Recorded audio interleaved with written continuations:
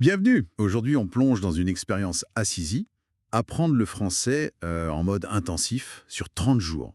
On s'appuie sur un extrait du podcast Easy French, l'épisode 80. C'est un guide assez pratique basé sur une expérience perso, plein de stratégies, d'exemples, même des phrases clés et des exos apparemment.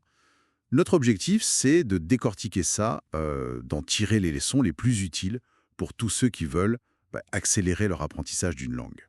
Alors, allons-y. L'idée centrale du guide, c'est ce format défi 30 jours. Pourquoi c'est efficace selon eux?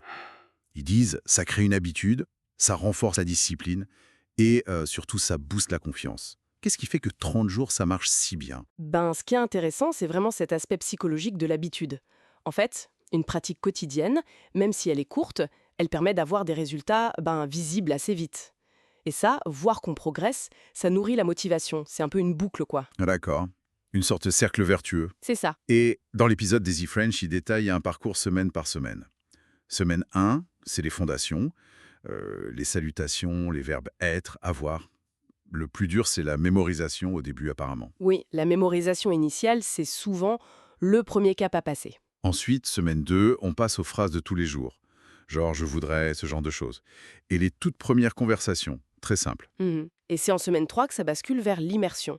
L'idée, c'est de s'entourer de français.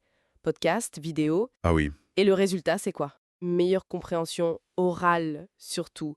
On commence à sentir la langue. et c'est là, semaine 4, que ça devient vraiment pratique, l'oral. Pratique intensive. Le truc qu'il souligne, c'est le gain de confiance.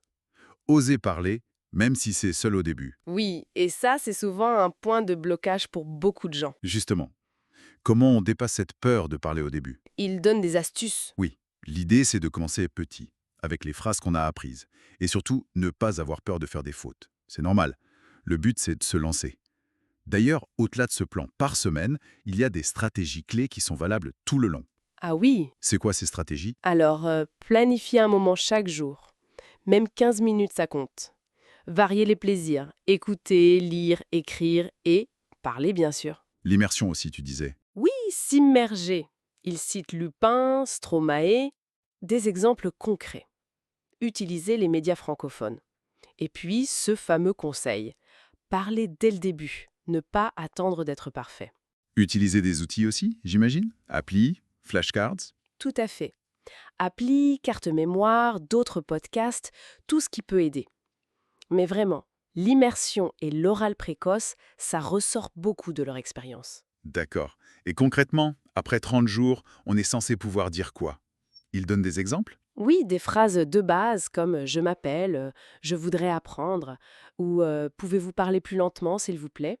Et aussi, j'aime pratiquer, des trucs pour démarrer une conversation. C'est ça. Des outils pour oser interagir. Mais ça soulève une question importante. Après ces 30 jours intensifs, comment on fait pour tenir sur la durée? Bonne question.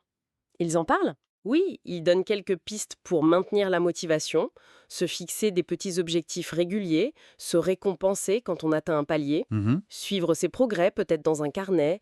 Et l'idéal, c'est de trouver des partenaires pour parler. En gros, la motivation, c'est aussi important que la méthode elle-même. Faut l'entretenir. C'est logique.